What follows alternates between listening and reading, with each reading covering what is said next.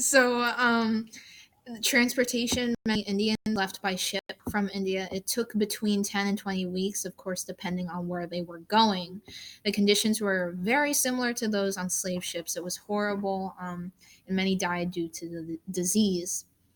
Once again, they migrated to British colonies due to contracts and just wanting a better life. Their post migration life, so they were called coolies, and they signed a contract in their own countries to work abroad for a period of 5 years or more. They were meant to receive wages, a small amount of land, and in some cases, a promise of return passage once their contract was over. However, it was the conditions were very hard and their wages low. It was not much of an improvement. Their family situation at the end of the contract, while some workers chose to return, others decided to stay where they were, particularly women who had left home following a disagreement with their parents, because they were unlikely to be accepted back into their family after several years away in a distant country, which makes sense. A reason for migration was a promise of a better life in the British colonies, although it was a lot of times not any better. Coercion factors, poverty and famine, poor conditions in the homeland, and receiving society reactions. There was much racism when the Indian indentured servants arrived. They were not seen as human, as indicated in this primary source right here. This first one shows that some Indians were sent to these British colonies by deception. She went on a board, and instead of taking her to the place proposed, she was brought to Natal. Um, we're good. In an interview he gave to Fiji's Sun, and an ex-indentured worker remembers how they were whipped and abused, and they had to wake up at 3 a.m.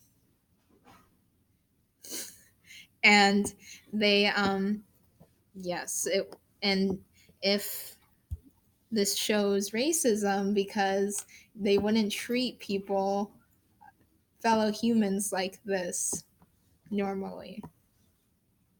And this is a photograph of the indentured servants, that Indians in South Africa. And this is an article, and it's talking about the importance of agriculture and commerce in India.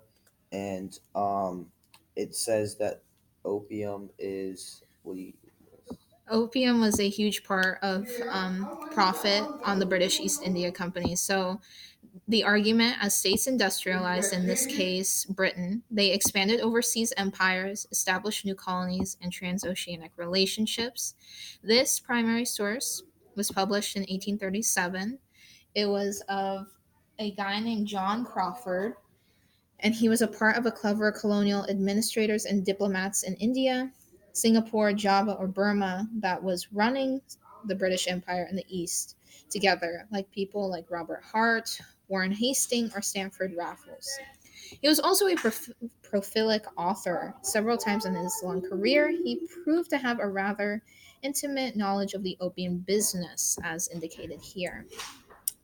On the eve of the First Opium War, he wrote the source above, this source right here, in 1837. As Britain industrialized, actually people in the lead, being in the lead in the industrial age, it expanded overseas empires, established new colonies, and transoceanic relationships.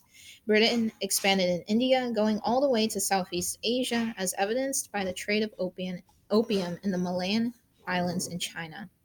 Britain established new colonies in India because it was spreading, and other parts of the world like Africa, where many Indian indentured servants were sent. Britain had transoceanic relationships with many Asian countries like the Malayan Islands and China.